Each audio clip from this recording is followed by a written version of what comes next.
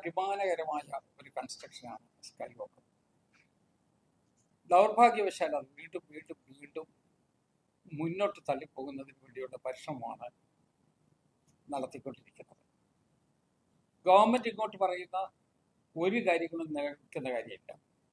ഗവൺമെന്റിന് വേണ്ടി വാദിക്കുന്നു എന്ന് വരുത്തി തീർത്തുകൊണ്ട് ശ്രമിക്കുന്ന ചില രാഷ്ട്രീയ സംസാരങ്ങളും യഥാർത്ഥത്തിൽ യാഥാർത്ഥ്യമായിട്ടൊന്നും ബന്ധമുള്ളതല്ല. യാഥാർത്ഥ്യം ഒരു വഴിക്ക് നിൽക്കുന്നു, പ്രചരണം വേറെ വഴിക്ക് പോകുന്നു.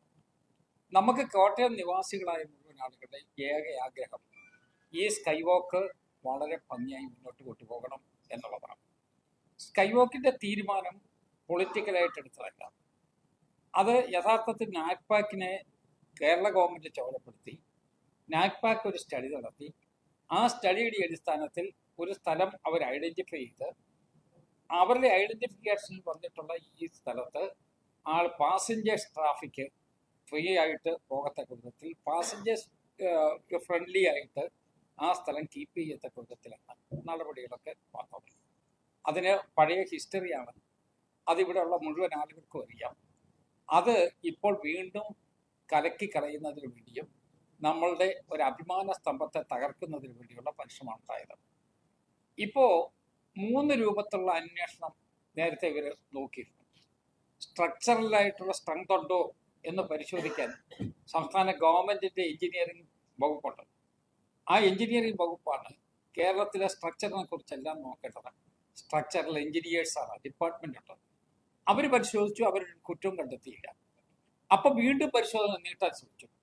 അങ്ങനെ പറഞ്ഞു, അതുപോലെ തൃശ്ശൂർ എഞ്ചിനീയറിംഗ് കോളേജ് പരിശോധിക്കണം എന്ന് പറഞ്ഞു.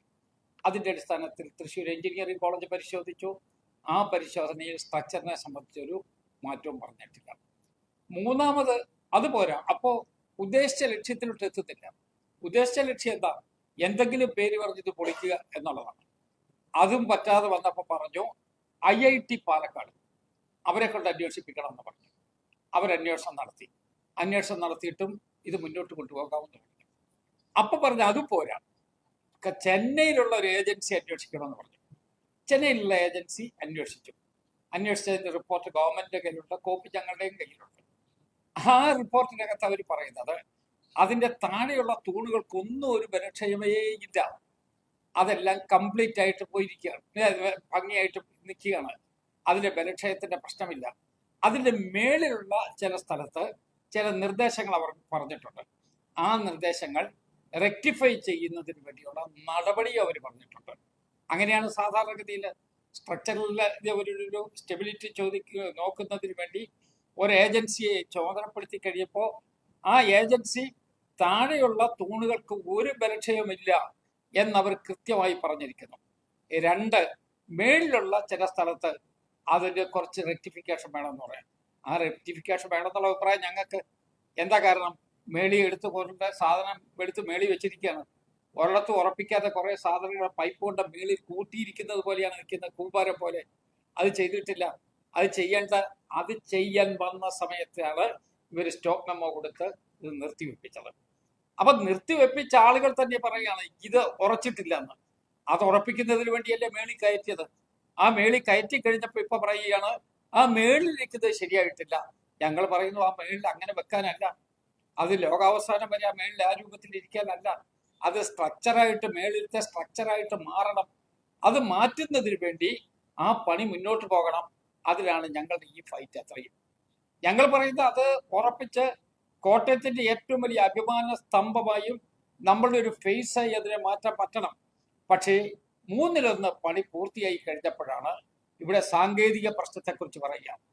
ഇപ്പോൾ താഴെയുള്ള തൂണുകളെല്ലാം ഉറച്ചതാണ് എന്ന് പറഞ്ഞപ്പോൾ ആ സ്ഥലം എടുത്തിട്ടില്ല, സ്ഥലം പോരാ എന്ന് പറയുകയാണ്. ഞാൻ പറഞ്ഞ സ്ഥലം പോരാ എന്ന് ഒരിക്കൽ ആർക്കെങ്കിലും ഒരു കത്ത് കൊടുക്കണ്ടേ? എനിക്കൊരു കത്ത് തന്നിട്ടില്ല, ഈ ഏജൻസിക്ക് ഒരു കത്ത് കൊടുത്തിട്ടില്ല, ആർക്കും ഒരു കത്ത് കൊടുത്തിട്ടില്ല. ഒരു 12 പ്രാവശ്യം ഗവൺമെന്റ് തലത്തിൽ 2 മന്ത്രിമാർ കൂടി ഇരുന്ന് ഞങ്ങൾ ഇരുന്ന് ചർച്ച ചെയ്തു. ആ ചർച്ചയിൽ ഒരിക്കലും ഒരു സ്ഥലത്തും ഈ സ്ഥലത്തെക്കുറിച്ച് അഡീഷണൽ സ്ഥലം വേണമെന്ന് പറഞ്ഞൊരു കത്ത് തന്നിട്ടില്ല, ഒരഭിപ്രായം രേഖപ്പെടുത്തിയിട്ടുമില്ല. അതൊക്കെ ഒരു വശത്തൂടെ നടക്കുകയാണ്. അപ്പൊ അതിനുശേഷം ഓരോ കാര്യങ്ങൾ പറഞ്ഞ് ഇതിന് പ്രശ്നങ്ങൾ ഉണ്ടാക്കാൻ ശ്രമിക്കുകയാണ്. ഹൈക്കോടതിയിൽ പോയി. 2022 ഞങ്ങൾ ഹൈക്കോടതിയിൽ ഒരു OP ഫയൽ ചെയ്തു. ആ OP ഫയൽ ചെയ്തത് ഞാനല്ല, സത്യം പറഞ്ഞ ഇവിടുത്തെ ഒരു മാധ്യമ പ്രവർത്തകനാണ്. അത് ഫയൽ ചെയ്ത് കഴിഞ്ഞപ്പോൾ ഞാൻ അതിൽ കക്ഷി ചേർത്ത് ഞങ്ങളെ കൂടി കേൾക്കണമെന്ന് പറഞ്ഞു. അങ്ങനെ ഞങ്ങളെ കൂടി കേട്ടു. ഞാൻ കേട്ടിട്ട് അഫിഡവിറ്റ് ഞങ്ങൾ കൊടുത്തു. കൗണ്ടർ അഫിഡവിറ്റിന് വേണ്ടി കാത്തിരുന്നു. ആ കൗണ്ടർ അഫിഡവിറ്റ് കൊടുക്കാതെ അവർ മുമ്പോട്ട് പോയി. ഏറ്റവും അവസാനം 7 പ്രാവശ്യം ഹൈക്കോടതിയിൽ നിന്ന് ഇതിൻ്റെ ഉള്ള ഓരോ അതത് സമയത്തുള്ള ഡയറക്ഷൻസ് വന്നിട്ടുണ്ട്. ഹൈക്കോടതിയുടെ ഡയറക്ഷനുകൾ 7 പ്രാവശ്യം വന്നിട്ടുണ്ട്. ആ ഡയറക്ഷൻ വന്നിട്ടും ഇവരോരോ ഒഴിവ് കഴിവുകൾ പറഞ്ഞ് ഗവൺമെന്റ് ആരെയോ ഈ ഉദ്യോഗസ്ഥന്മാർ ഭയപ്പെടുന്നത് പോലെ അവര് ഇവിടെ കാര്യങ്ങളൊന്നും ചെയ്തിട്ടേയില്ല. ഈ ചർച്ചകളുടെ മധ്യത്തിൽ ഒരു കാര്യം പറഞ്ഞു. ഇപ്പോ എന്റെ കയ്യിലുള്ള ഒരു നോട്ട് 2/9/2021 കോട്ടയം കളക്ടറേറ്റില് നമ്മുടെ സ്കൈവോക്ക് പദ്ധതിയെ പ്രവർത്തനക്ഷമമാക്കുന്നത് സംബന്ധിച്ച് 31/8/2021 11:30 ബഹുമാനപ്പെട്ട ട്രാൻസ്പോർട്ട് വകുപ്പ് മന്ത്രി ആന്റണി രാജു, അന്നത്തെ മന്ത്രി, ബഹുമാനപ്പെട്ട സഹകരണവും രജിസ്ട്രേഷനും വകുപ്പ് മന്ത്രി ശ്രീ VN വാസവൻ എന്നിവരുടെയും ഞാനും അടക്കം MLA കൂടി അധ്യക്ഷതയിൽ ജില്ലാ കളക്ടറുടെ ചേംബറിൽ വെച്ച് ചേർന്ന യോഗത്തിന്റെ മിനിറ്റ്സ് ആണിത്. ആ മിനിറ്റ്സിനകത്ത് ഇവർ പറയുന്നത്, ഇവർ നേരത്തെ പറഞ്ഞല്ലോ, അപ്പോ എന്താ കാര്യം എന്നുള്ളതിനെ കുറിച്ച് ഞങ്ങൾ ചോദിച്ചു. കാര്യം ഇവർ തുറന്നു പറയുന്നില്ല. പക്ഷെ ഇവിടെ വന്നപ്പോൾ കാര്യം അവർ പറഞ്ഞിട്ടുണ്ട്. പദ്ധതി പുനരാരംഭിക്കുന്നതിന് ആദ്യം കിഡ്കോയെ ഒഴിവാക്കി നടപടി സ്വീകരിക്കുകയാണ് വേണ്ടതെന്നും അതിനുശേഷം പുതിയ ഏജൻസിയെ വർക്ക് ഏൽപ്പിക്കണമെന്നും ബഹുമാനപ്പെട്ട മന്ത്രിമാർ പറഞ്ഞു. അതിന്റെ അർത്ഥം എന്താ? ഈ നടന്നുകൊണ്ടിരുന്ന നിർത്തുക, പുതിയ ഏജൻസിയെ കൊണ്ടുവരിക എന്ന്. ഇനി പുതിയ ഏജൻസി ആരാണെന്നുള്ള ക്വസ്റ്റ്യൻ ഉണ്ട്, അത് ഞാൻ അതിലിട്ട് വരാം. അപ്പൊ അങ്ങനെ ബഹുമാനപ്പെട്ട ജില്ലാ കളക്ടർ കിഡ്കോയുമായി ചർച്ച നടത്തി ഒരു തീരുമാനം എടുക്കണമെന്ന് ഞാൻ പറഞ്ഞു. കിഡ്കോയായിട്ട് ചർച്ച നടത്തിയിട്ട് തീരുമാനം എടുക്കണം എന്ന് ഞാൻ പറയും. കാരണം ഓൺഗോയിങ് വർക്കല്ലേ. അപ്പൊ അവരുമായിട്ട് ചർച്ച നടത്തി തീരുമാനം എടുക്കാതെ പറ്റില്ലല്ലോ. അതായിരുന്നു എന്റെ ഒപ്പീനിയൻ. പക്ഷെ മന്ത്രിമാർ 2 പേരും അവരെ ഒഴിവാക്കണം എന്ന് പറഞ്ഞിരുന്നു. പഴുതുകളില്ലാതെ ഇവരെ ഒഴിവാക്കണമെന്നും ലീഗൽ കോംപ്ലിക്കേഷൻ ഇല്ലാതെ കിഡ്കോയുമായി ധാരണയിൽ എത്തണമെന്നും അതിന്റെ ഒറിജിനൽ രേഖ ലഭ്യമാക്കണമെന്നും നിലവിലെ എഗ്രിമെന്റ് ക്യാൻസൽ ചെയ്യുകയും വേണമെന്ന് ബഹുമാനപ്പെട്ട ട്രാൻസ്പോർട്ട് വകുപ്പ് മന്ത്രി നിർദ്ദേശിച്ചു. ഇതാണ് ഇതിന്റെ ക്രോണോളജിക്കൽ ഓർഡർ. ഇത് വെച്ചിട്ടാണ് ഇവിടെ കിടന്ന് ചില ആളുകൾ വെറുതെ ശബ്ദ മലിനീകരണം നടത്തുന്നത്. യാതൊരു കാര്യം ശബ്ദഘോഷം കൊണ്ട് ഈ ഫയലിനെ മറയ്ക്കാൻ പറ്റുമോ? വെറുതെ ശബ്ദ മലിനീകരണം ഉണ്ടാക്കുകയാണ് അവിടെ. അതാണ് ഈ പറയുന്ന 2/9/2021 അന്നത്തെ കളക്ടർ ഒപ്പിട്ടിരിക്കുന്ന രേഖയാണ്. ഈ തീരുമാനം എടുത്തു കഴിഞ്ഞാൽ പിന്നെ ഒട്ടും വൈകിയില്ല. 8/9/2021 2-ാം തീയതിയാണ് ഈ മിനിറ്റ്സ് ഇറക്കുന്നത്. അപ്പൊ വേറെ ആരെങ്കിലും കണ്ടെത്തണം എന്നാണ് അവർ പറഞ്ഞത്. ആ കണ്ടെത്തുന്നതിന് വേണ്ടി ശീഘ്ര വേഗത്തിൽ അടുത്തതിലേക്ക് പോവുകയാണ്. അവിടെ അപ്പൊ അവര് തൊട്ടടുത്ത ദിവസം 8/9/2021 ഒരു മീറ്റിംഗ് കൂടി. ആ മീറ്റിംഗിൽ ആരൊക്കെയാണ് ഉണ്ടായിരുന്നത്? അതിനകത്ത് ഉദ്യോഗസ്ഥന്മാരാണ്. കാരണം കളക്ടറെ ചുമതലപ്പെടുത്തിക്കൊണ്ട്, അന്നത്തെ കളക്ടറെ ചുമതലപ്പെടുത്തിക്കൊണ്ട് കളക്ടർ ഉദ്യോഗസ്ഥന്മാരെ എല്ലാവരെയും കൂടി കൂട്ടിച്ചേർത്താണ് രണ്ടാമത്തെ meeting. Jinu Punnoose, Haris Muhammad, Sreelekha PR Sajeev, G Pramod, Roji Thomas, Bhama HS, ഇതെല്ലാം അഡീഷണൽ ഡിസ്ട്രിക്ട് മജിസ്ട്രേറ്റ്, ജില്ലാ labour officer, law officer, executive engineer, RTO, joint general manager KIDCO, senior consultant KIDCO, ഇവരെ എല്ലാം കൂടി ചേർത്ത് വളരെ വേഗത്തിൽ അടുത്ത യോഗം ചേർന്നു. ആ യോഗത്തിലെ തീരുമാനമാണ് ഇതിനേക്കാൾ ഇവിടെ അതിലെ അവസാനത്തെ സെന്റൻസ് ഞാൻ നിങ്ങൾ വായിക്കാം. 2016 മുതൽ 19 വരെയുള്ള ഡയറി ഓഫ് ഇവന്റ്സ് കോട്ടയം കളക്ടറേറ്റിൽ ലഭ്യമല്ല. അത് അവര് ഒരു യാഥാർത്ഥ്യം പറഞ്ഞു. ഫണ്ട് കിട്ടാത്തത് കൊണ്ടാണ് 5 വർഷമായി വർക്ക് നിന്നുപോയതെന്ന് കിഡ്കോ പറയുന്നു. അവിടെ കളക്ടറുടെ റിപ്പോർട്ടാണ്. ആയതുകൊണ്ട് പരിശോധിച്ച് സർക്കാരിന്റെ ഇംപ്ലിമെന്റിംഗ് ഏജൻസി എന്ന നിലയിൽ കിഡ്കോ തന്നെ തുടരണമോ, ഊരാളുങ്കൽ ലേബർ കോൺട്രാക്ട് സൊസൈറ്റിക്ക് പോലെയുള്ള സ്ഥാപനങ്ങളെ നിർമ്മാണ പൂർത്തീകരണം ഏൽപ്പിക്കണമോ എന്നുള്ള തീരുമാനം അതിലോട്ട് പോകണമെന്നാണ് പറയുന്നത്. അപ്പൊ നേരത്തെ ഇവരെ മാറ്റണമെന്ന് 2 മന്ത്രിമാർ തന്നെയാ പറഞ്ഞത്. 2 മന്ത്രിമാർ തന്നെയാ പറഞ്ഞത്. അതിന്റെ മിനിറ്റ്സ് എന്റെ കയ്യിലിരിക്കുന്നത്. ആ മന്ത്രിമാർ പറഞ്ഞതിന് ശേഷം 4-5 ദിവസം കൂടെ കഴിഞ്ഞപ്പോൾ രണ്ടാമത്തെ ഉദ്യോഗസ്ഥന്മാർ അതിലെന്നെ വിളിച്ചിട്ടില്ല. രണ്ടാമത്തെ ഈ ഉദ്യോഗസ്ഥന്മാരെ മാത്രം വിളിച്ചു. ആ ഉദ്യോഗസ്ഥന്മാരെ വിളിച്ച് എടുത്ത തീരുമാനത്തിൽ അവർ പറഞ്ഞിരിക്കുന്നത് ഊരാളുങ്കൽ ഇംപ്ലിമെന്റേഷൻ ഏജൻസി എന്ന നിലയിൽ കിഡ്കോ തുടരണമോ അതോ Uralungal labour contracts cooperative society പോലെയുള്ള സ്ഥാപനങ്ങളെ നിർമ്മാണം ഏൽപ്പിക്കണമോ എന്നുള്ളതാണ് തീരുമാനം. ഫൈനൽ തീരുമാനം എടുക്കേണ്ടത് അവിടെയാണ്. ഇവിടുന്ന് അവർ നേരെ അങ്ങോട്ട് പന്തിട്ട് കൊടുത്തു. ഞാൻ ചോദിക്കുക, അപ്പോൾ ഉദ്ദേശം എന്താ? ലക്ഷ്യം ഒന്നല്ലേ ഉള്ളൂ, ഊരാളുങ്കലിന് ഈ വർക്ക് പിടിച്ചു കൊടുക്കുക, അല്ലെങ്കിൽ പണി ചെയ്യിക്കില്ല എന്നുള്ള നിർബന്ധമല്ലേ? ഞാൻ പറയും, ഊരാളുങ്കലിന് വേണ്ടി ഒരു പ്രദേശത്തെ മുഴുവൻ ചവിട്ടി മെതിക്കാമോ? ഇപ്പൊ തന്നെ 6,000-7,000 കോടി രൂപയുടെ സംസ്ഥാന ഗവൺമെന്റിന്റെ വർക്കുകൾ അവർ ചെയ്തുകൊണ്ടേയിരിക്കുകയാണ്. 7,000 കോടി രൂപയോളം വരും സംസ്ഥാന ഗവൺമെന്റിന്റെ വർക്കുകൾ അവർ ചെയ്തുകൊണ്ടിരിക്കുകയാണ്. അവരുടെ മൊബിലൈസേഷൻ അഡ്വാൻസ് അങ്ങോട്ട് കൊടുക്കുകയാണ്. ഞാൻ ആ ഏജൻസിക്കെതിരില്ല, പക്ഷെ കേരളത്തിലെ വർക്കുകളൊക്കെ പോകുന്ന വഴി അതാണ് എന്ന് കേരളത്തിലെ ഒരു ബഹുഭൂരിപക്ഷ ആളുകൾ വിശ്വസിക്കുകയാണ്. അവർക്ക് വർക്ക് വിളിച്ചു കൊടുക്കാനും അവർക്കിത് കിട്ടുന്നില്ലെങ്കിൽ ഇത് ചവിട്ടി മെതിക്കാനും തീരുമാനമെടുക്കുന്നത് ശരിയോ? അത് നമ്മളുടെ കോട്ടയത്തിന്റെ ആത്മാഭിമാനത്തിനെതിരെയുള്ള ചോദ്യമല്ലേ? അഭിമാനബോധമുള്ള ആർക്കെങ്കിലും ഇത് അംഗീകരിക്കാൻ പറ്റുമോ? ഇത് അവർക്ക് കൊടുക്കുക, അല്ലെന്നുണ്ടെങ്കിൽ തട്ടുക. ആ നിലയിൽ എടുക്കുന്നത് ശരിയാണോ? ആ രൂപത്തിനാണ് ഞങ്ങൾ എതിർക്കുന്നത്. അതുകൊണ്ട് ഈ രൂപത്തിലേക്ക് പോവുകയാണ്. ഇപ്പൊ വേറെ ഇതിന് ഈ രൂപത്തിൽ, അതുകൊണ്ട് നമുക്കിത് വളരെ ഭംഗിയായി കൊണ്ടുപോകുന്നതിന് വേണ്ടി നമുക്ക് എല്ലാവർക്കും കൂടി ഒരുമിച്ച് സഹകരിക്കണം. നമ്മുടെ കോട്ടയത്തെ എല്ലാ പ്രോസസ്സും പൂർത്തിയായി, പണവും അനുവദിച്ചു, ഇംപ്ലിമെന്റിംഗ് ഏജൻസി തീരുമാനിച്ചു, അവർ കുറച്ച് കാര്യങ്ങൾ ചെയ്തു. അവർക്ക് പണം കൊടുക്കാത്തത് കൊണ്ട് അവർ ഇട്ടിട്ട് പോകുന്നു എന്നുള്ള നില വന്നു. അങ്ങനെ വന്ന് ആ സൗകര്യം വിനിയോഗിച്ചുകൊണ്ട് അവരെ മാറ്റി ഊരാളുങ്കൽ ഏജൻസിയെ കൊണ്ടുവരുന്നതിന് വേണ്ടിയുള്ള പരിശ്രമത്തിന്റെ ഫലമായി കോട്ടയത്തെ ഒരു വർക്ക് ചവിട്ടി മെതിക്കുന്നത് ശരിയല്ല എന്നുള്ളതാണ് ഞങ്ങളുടെ അഭിപ്രായം.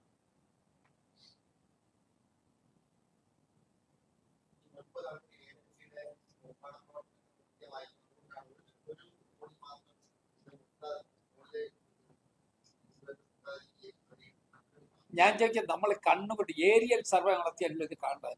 സ്ട്രക്ചറൽ എഞ്ചിനീയേഴ്സ് അല്ലേ അതിനെ കുറിച്ച് സർട്ടിഫൈ ചെയ്യുന്നത്.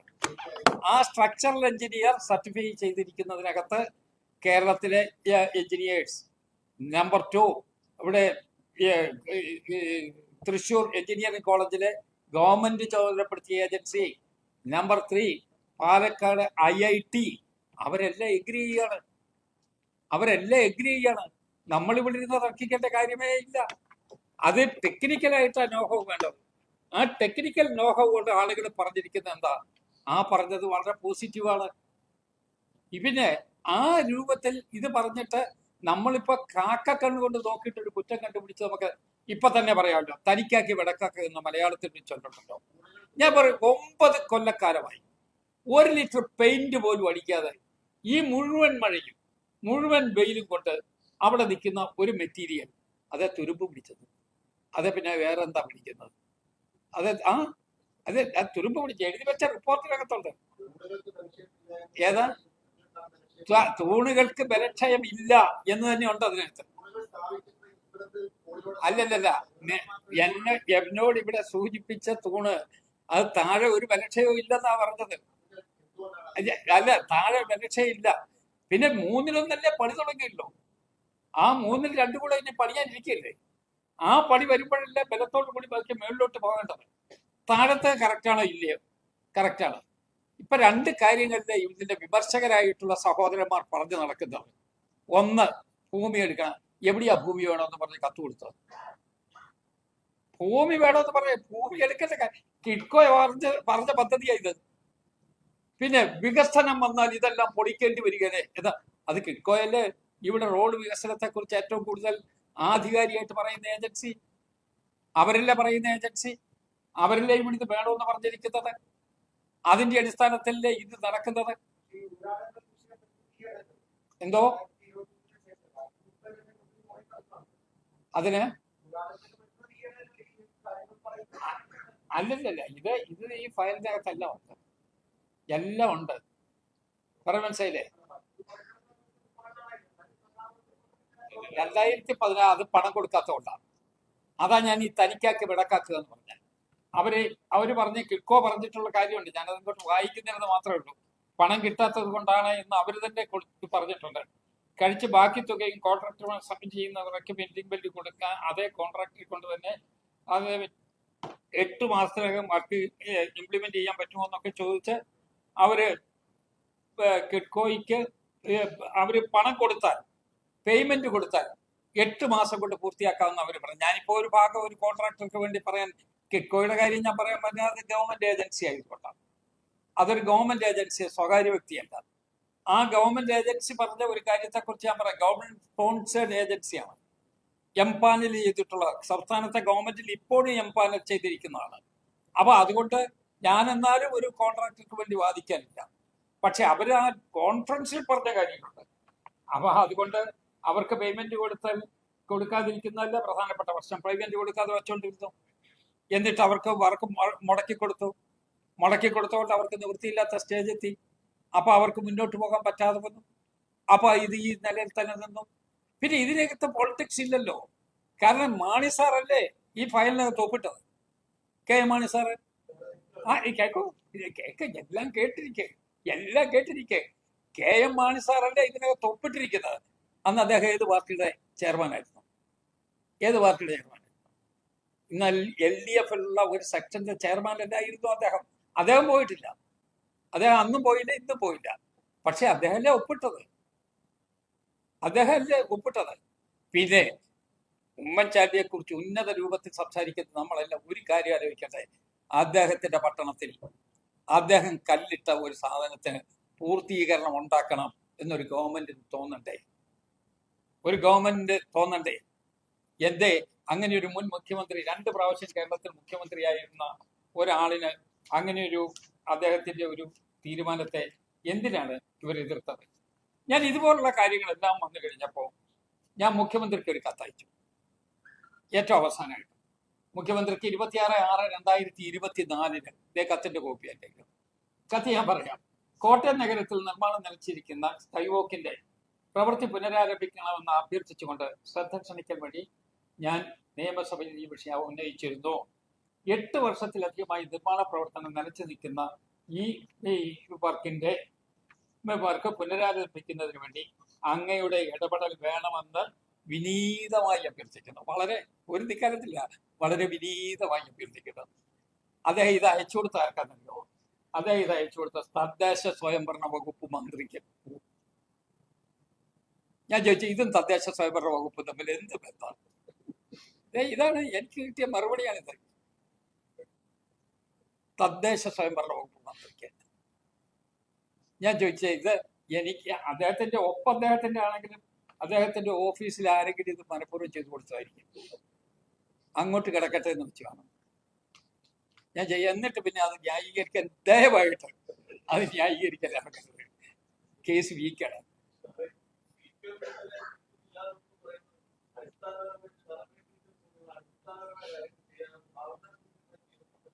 അത് അവരുടെ രാഷ്ട്രീയ അഭിപ്രായം.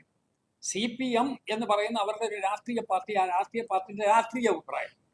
ഇത് ഞങ്ങൾ പറയുന്നത് എന്താ? ഗവൺമെന്റിന്റെ അകത്തുള്ള റെക്കോർഡ്സാണ്, ജീവിച്ചിരിക്കുന്ന റെക്കോർഡ്സാണ്. അതും ഇതും തമ്മിൽ ഒരു വളരെ വ്യത്യാസമില്ല. അതുകൊണ്ട് ഇത് രാഷ്ട്രീയ അഭിപ്രായം വെച്ച് ഇതിനെ ചവിട്ടി മുക്കാൻ ശ്രമിക്കാതിരിക്കട്ടെ. ഞാൻ ചോദിക്കേ, നയപരമായി യോജിപ്പില്ല എന്ന് വേറെ ചില സന്ദർഭത്തിൽ ഇവർ പറഞ്ഞിരുന്നു. അങ്ങനെയാണ് തൃശ്ശൂർ എങ്ങനെയാ സ്കൈവോക്ക് പൂർത്തിയായത്? കൊല്ലത്ത് എങ്ങനെയാ സ്കൈവോക്ക് പൂർത്തിയായത്? ഇതിനു ശേഷം തുടങ്ങിയല്ലേ? കേരളത്തിൽ എല്ലായിടത്തും ഒരേ നയമല്ലേ? ഒരു താലൂക്കിൽ ഒരു നയം എന്ന നിലപാട് വല്ലതും ഉണ്ടോ? എല്ലാവർക്കും ഒരുപോലെയല്ലേ? ഞാൻ ചോദിച്ചത്, കേരളത്തിലെ അഭിമാന സ്തംഭമായ ഒരു പ്രസ് ക്ലബിലാണ് ഞാൻ ഇരിക്കുന്നത്, അഭിമാന സ്തംഭമായിട്ടുള്ളത്. അവിടെ നമുക്കെല്ലാവർക്കും ഒരുപോലെ ബാധകല്ലേ? നമ്മുടെ ആത്മാഭിമാനത്തെ ചോദ്യം ചെയ്യല്ലേ? പരാതി പറഞ്ഞപ്പോൾ കൊടുത്തിരിക്കുന്നത് ആർക്കാ? തദ്ദേശ സ്വയംഭരണ വകുപ്പ് മന്ത്രിക്ക്. ഞാൻ ചോദിച്ചാൽ അങ്ങനെയൊക്കെയാണോ ഇത് ചെയ്യേണ്ടത്? കോമഡി ചെയ്യുക എന്നുള്ളത്, അതിന് കാശുണ്ട്. 3,29,00,000 രൂപ ഖജനാവിൽ ഇരിപ്പുണ്ട്. അതൊക്കെ ചെലവാക്കിയാൽ 5,18,00,000 രൂപ അനുവദിച്ചിരുന്നു. അതിനകത്ത് വർക്ക് നടത്തിയതിന്റെ പാർട്ട് ബില്ല് കൊടുത്തിട്ടുണ്ട്. അതിന് യൂട്ടിലിറ്റി ഷിഫ്റ്റിങ്ങിന് വേണ്ടിയുള്ള പണം കൊടുത്തിട്ടുണ്ട്. ബാക്കി അവശേഷിക്കുന്ന തുക അവിടെ തന്നെ ഉണ്ട്. അതുപയോഗിച്ച് അത് നടത്തണം. മാത്രമല്ല കേൾക്കൂ, അതിന് ജില്ലാ കളക്ടർ എനിക്കൊരു കത്തയച്ചു. രാഷ്ട്രീയമല്ല, ഞാൻ ഇതും കൂടെ കേട്ടിട്ട് നമുക്ക് രാഷ്ട്രീയത്തിലോട്ട് വരാം. എനിക്ക് ഞാൻ ഇതെല്ലാം കഴിഞ്ഞിട്ട് നിർമ്മാണത്തിൽ പാകപ്പിഴയുണ്ടെങ്കിൽ 12/5/2022 സ്കൈവോക്ക് പദ്ധതിയുടെ പൂർത്തീകരണത്തിന് അല്ല 11/5/2022 സ്കൈവോക്കിന്റെ നിർമ്മാണത്തിന് എനിക്ക് ജില്ലാ കളക്ടർ അയച്ചൊരു കത്താണ്. ഈ 2022 അങ്ങനെ സൂചനയിലേക്ക് അങ്ങയുടെ ശ്രദ്ധ സാധനം ക്ഷണിക്കുന്നു. അതൊക്കെ ഈ ഒരു സാധനം എന്ന് മാത്രമേ ഉള്ളൂ. സൂചന 1-ന്റെ അടിസ്ഥാനത്തിൽ സൂചന 2-ന്റെ നിർദ്ദേശപ്രകാരം കിഡ്കോ ലിമിറ്റഡ് എസ്റ്റിമേറ്റ് സമർപ്പിച്ചിട്ടുണ്ട്. 4,66,96,875.77 രൂപയാണ് എസ്റ്റിമേറ്റ് കിഡ്കോ സമർപ്പിച്ചിരിക്കുന്നത്. AS-ൽ ഉള്ളത് ബാക്കിയുള്ളത് 3,01,95,032 രൂപയാണ്. ബാലൻസ് ഈ പറഞ്ഞ പണി ചെയ്തതിന് ശേഷം ബാലൻസ് ഉള്ളത് at the point of time ഏതാ 11/5/2022 അന്ന് ബാലൻസ് ഉള്ളത്. അതിനുശേഷം ഒന്നും ചെയ്തിട്ടില്ലല്ലോ. അവിടെ രൂപയുള്ളത് 1,65,143 രൂപ അധികമായി വരുന്നുണ്ട്. ഈ അധിക തുക അങ്ങയുടെ MLA ഫണ്ടിൽ നിന്ന് ലഭ്യമാക്കാൻ സാധിക്കുമോ എന്നുള്ള വിവരം അറിയിക്കണമെന്ന് താല്പര്യപ്പെടുന്നു. എവിടെയാ സ്ട്രക്ചറൽ സ്ട്രെങ്തിനെ കുറിച്ച് പറയുന്നിട്ടുള്ളത്? എവിടെയാ സ്ഥലത്തിന്റെ കാര്യത്തെ കുറിച്ച് പറഞ്ഞിട്ടുള്ളത്?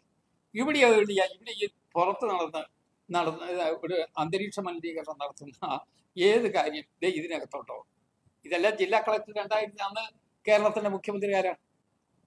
11/5/2022 ശ്രീ പിണറായി വിജയൻ തന്നെയല്ലേ? എനിക്ക് അദ്ദേഹത്തോട് ബഹുമാനാണ്. ശ്രീ പിണറായി വിജയൻ തന്നെയല്ലേ അന്ന്? അതെ, അതിന്റെ മറുപടി 12-ാം തീയതി നേരെ പിറ്റേ ദിവസം ഞാനതിന്റെ മറുപടി കൊടുത്തു.